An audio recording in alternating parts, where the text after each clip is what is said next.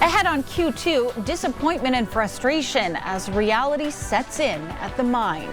Come to find out, you're just a limb to be clipped if they need to. Hundreds now out of jobs, and more will follow as Stillwater begins their layoffs. Plus, Bitterroot Babies. The last thing you want to have to do is go buy new clothes, and this has been phenomenal. We'll take you inside a unique and first-of-its-kind kids store in Billings.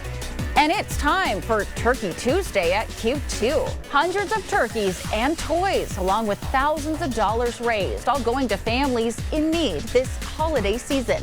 The MTN 4:30 News starts right now. And good evening. Thanks for joining us on this Tuesday. I'm Andrea Lutz. Today marks the end of an era in Stillwater County, leaving hundreds of mine workers out of a job since working for the Stillwater mine for decades. Well, back in September, the mine announced due to the decreasing price of palladium, the mine's largest output, it needed to reduce its workforce. Today, those layoffs finally took effect, and on their last day, workers were ushered into a rapid response event with job prospects and resources to help workers and their families out. For many, though, the dread of the layoffs came to a head today as they walked out of the mine for the last time. When I was growing up, I heard about working for Stillwater so many times and how it's a great place and everybody wants to be there and it's hard to get on. And then, I got that and I was just like, finally, and I can work towards something and create a reputation for myself through my work ethic and my values and everything. And come to find out, you're just a limb to be clipped if they need to. The mine tells us they left 105 salaried workers go today and 440 hourly mine workers. Some left due to attrition and others took a voluntary severance. The mine will continue to house some workers for maintenance. We'll have much more coverage on this story coming up tonight at 5:30. Billings is home to a lot of unique stores and businesses, but this may be a first of its kind. A store filled to the brim with clothes, shoes, and other goods, all for kids age 0 to 8 and their moms. Our Haley Monaco takes us inside Bitterroot Babies to show us what makes this store so special. It's not every day you see a baby boutique in the back of a bookstore.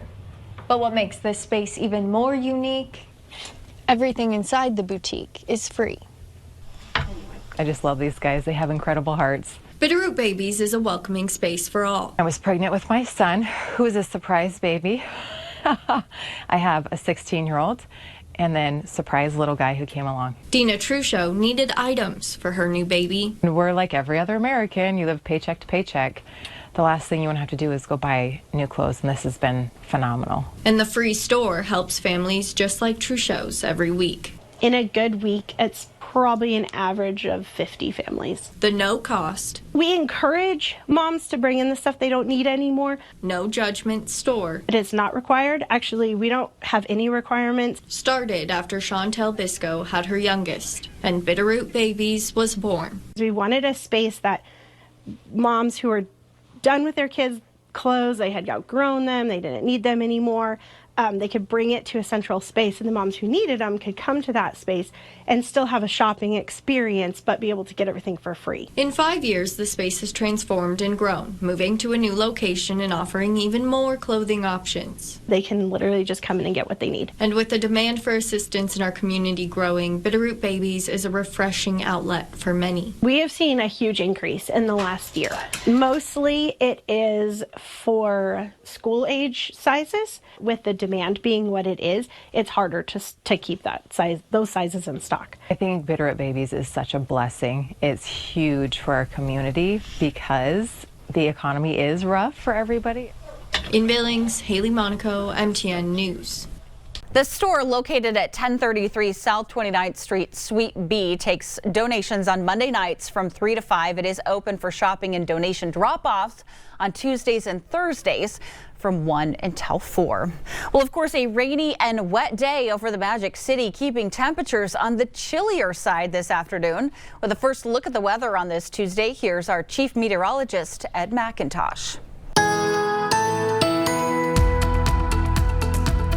Here's a look at our satellite radar mix for today. You see the showers moving across eastern Montana, right for you around Custer County, and some snow as we start looking down into some of the mountains of south central Montana, and a few showers starting to move into western Montana as well. So this was the scene earlier around Arrow Creek, where at least we had some snow showers going. That quickly started to wind down again, but potential for more rain and snow later into the week. We'll take a look at that and the rest of the forecast details coming up in a little bit.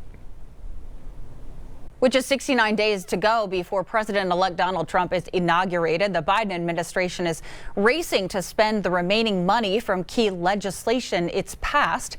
This includes the $1.2 trillion bipartisan infrastructure bill, the $750 billion Inflation Reduction Act, and the $200 billion CHIPS and Science Act.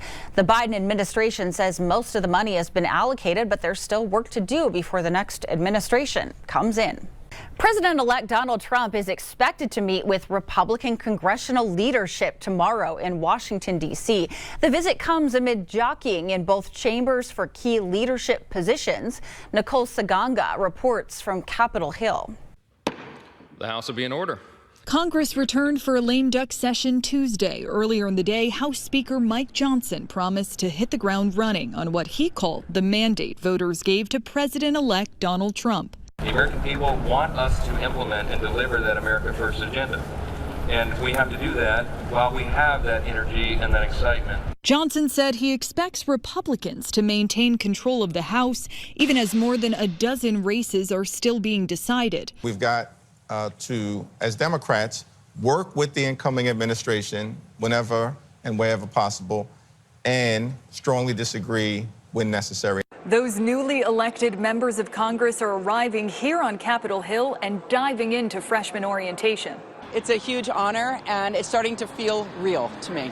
It'll be an exciting time with President Trump in the White House. Senate leadership also welcomed incoming senators as speculation swirls over who will win the race to replace outgoing GOP leader Mitch McConnell. I'll be leaving this office after 18 years. I've been the majority leader, I've been the minority leader. Majority is a lot better. With the new Republican majority, Senators John Thune of South Dakota, John Cornyn of Texas, and Rick Scott of Florida are vying to be the next leader. A secret ballot election is scheduled for Wednesday. Nicole Skenga, CBS News, Capitol Hill. The U.S. Department of Veterans Affairs and Housing and Urban Development say veteran homelessness has reached its lowest point since 2009. The results come from the point-in-time count, an annual count of sheltered and unsheltered homeless done every single January. Nationwide, the number of homeless vets is down 12% from 2020 and more than 50% since 2010. According to data, there are 168 veterans experiencing homelessness in Montana. In January of 2024, that was down 18%. The VA started tracking homeless veterans and that data back in 2009. This year, Montanans are spending as much as $150 more each month at the grocery store than they were a year ago. And 1 in 9 Montanans are struggling with food insecurity. This is why, again this year, Q2 is proud to partner with Family Service for Turkey Tuesday. Arlena Howder has been outside this afternoon at our drop-off locations. She introduces us to 3 girls striving to make a difference. Yeah, Andrea, as you can see, this wet weather has not stopped folks from donating tons of turkeys, toys, non-perishable food items. It's been a blast out here. In fact, folks as young as 7 years old are even getting into the giving spirit. Over the weekend, I met 3 West End Billings girls, and they're proving that it's never too early to start giving back to your community. A small gesture. This is a food drive for Family Service. Can lead to some big changes. I think our community is going to grow with all the stuff we donate. That's something 7-year-olds Avery Nelson, Lennox Carly, I found potatoes. Did you guys find anything good in this one? and 9-year-old Ireland Carly have found out firsthand. Ooh, what's that? It started back in October when Avery saved up $15 to donate to the nonprofit Family Service. Maybe this feels good. I might want to do more. I can do better. I can do bigger. I can do more. That giving spirit, She came up to my door. was contagious. She said, "Oh, Lennox, do you want to help me help people who don't have homes and are in need. And led to the inception of the group Girls for Community. It makes you feel a lot better when you do something good for the community instead of good for yourself. Avery, Lennox, and Big Sister Ireland's first project began when they noticed a need for children's books at Family Service. We went to each house like in our neighborhood and some houses over there. Armed with flyers, wagons, and a script, You kind of have to approach it in the right way. they were able to collect over 300 books and donations. We almost donated 200 pounds of books. Their next mission? For Turkey Tuesday, the families will be happy, like they can have like marshmallows and stuff. A food drive to give to those who need it most. My favorite part of doing all this is helping people in need that don't really have homes. 3 young ladies proving that from humble beginnings. Knowing that this is a small step means that we can do a lot bigger things. Come great things. We can help each other, and we can do it just with little parts to big parts.